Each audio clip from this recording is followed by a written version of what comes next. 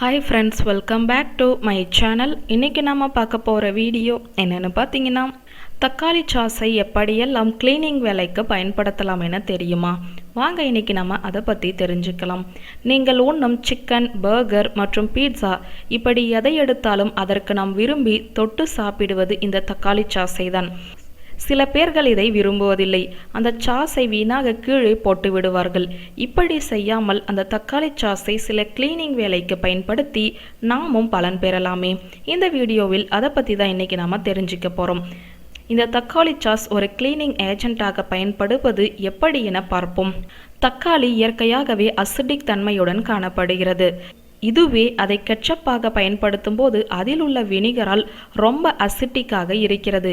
எனவே தான் இது சுத்தப்படுத்தும் வேலையை எளிதாக செய்கிறது. இந்த முறை மற்ற கிளீனிங் முறையை காட்டிலும் ரொம்ப சிக்கனமானது. எளிதான இயற்கையான முறையில் கிளீனிங் செய்யலாம்.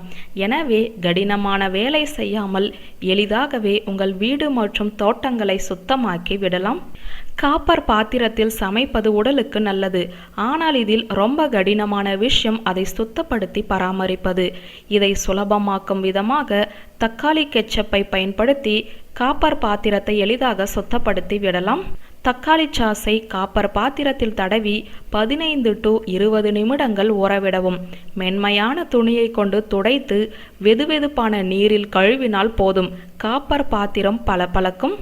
படிந்த கரைகள் இருந்தாலும் இதனுடன் கொஞ்சம் உப்பு சேர்த்து கொண்டு கழுவினாலே போதும், அதுவும் பறந்து போகும்.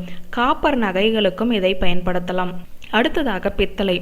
பித்தளை நிறைய வீட்டு உபயோக பொருட்களில் பயன்படுகிறது.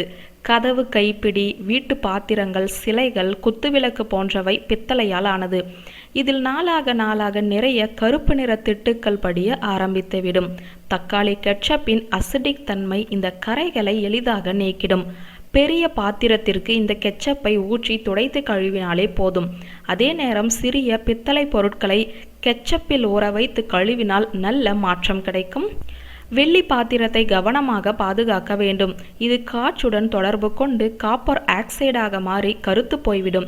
எனவே இதனை போக்க வெள்ளி பாத்திரத்தை தக்காளி கெச்சப்பில் 5 to 10 நிமிடம் ஊற வைக்க வேண்டும். ரொம்ப நேரம் ஊற வைக்க வேண்டாம். இது அசிடிக் என்பதால் இதனால் வெள்ளி நகைகள் பழுதடைய வாய்ப்புள்ளது. பழைய பிரஷ் பயன்படுத்தி கூட தேய்த்தோ அல்லது துணியை பயன்படுத்தியோ கெச்சப்பை பயன்படுத்தி வெள்ளி நகைகளை சுத்தம் செய்யலாம். பிறகு வெதுவெதுப்பான நீரில் முக்கி கழுவிவிட்டால் உங்கள் வெள்ளி நகைகள் புதியது போல ஜொலிக்கும்.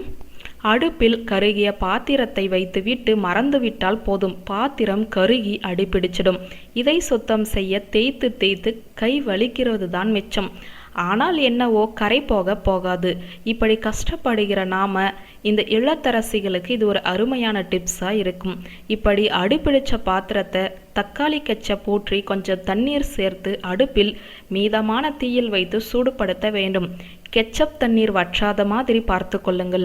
இதை இரவு முழுவதும் ஊற வைத்து விட்டாலே போதும்.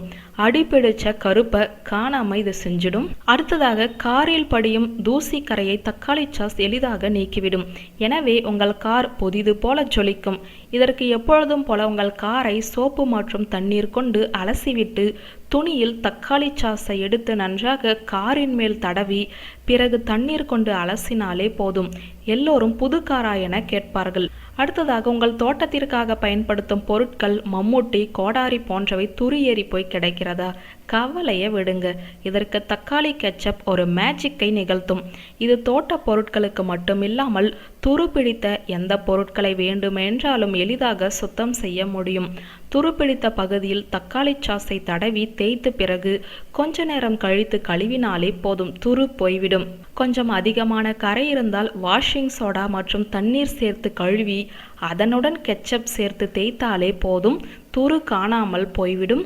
தோட்ட கருவிகளை புதிதாக்குதல், அதாவது தோட்ட செடிகளை வெட்டும் கருவிகளையும் கவனமாக குறித்த காலத்தில் பாதுகாக்க வேண்டும். அப்படி பாதுகாக்கவும் இந்த தக்காளி சாஸை பயன்படுகிறது. இரவில் அந்த வெட்டும் கருவிகளின் மேல் தக்காளி சாஸை ஊற்றி நல்லா எல்லா பக்கமும் பரவச் செய்து விட்டு காலையில் தேய்த்து கழுவினாலே போதும். புதிய பிளேடுடன் வெட்டும் கருவி ரெடியாகிவிடும். அடுத்ததாக வளர்ப்பு செல்ல பிராணிகளான நாய்கள் தாங்கள் செல்லும் இடங்களில் உள்ள வேற மாமிசத்தை உண்பதால் அதன் மீதும் துர்நாற்றம் வீசும். இதை போக்க தக்காளி சாஸை பயன்படுத்தலாம். இந்த தக்காளி சாஸை ஊற்றி அதில் உங்கள் செல்ல பிராணியை 10 to 20 நிமிடங்கள் ஊற வைத்தாலே போதும். அதன் மேல் உள்ள துர்நாற்றம் எல்லாம் போய்விடும். பிறகு வளர்ப்பு நாய்க்கான ஷாம்பை பயன்படுத்தி நன்றாக அலசுங்கள். வியூவர்ஸ், இந்த வீடியோ உங்களுக்கு பிடித்திருந்தால் லைக், கமெண்ட், ஷேர் பண்ணுங்க. நன்றி.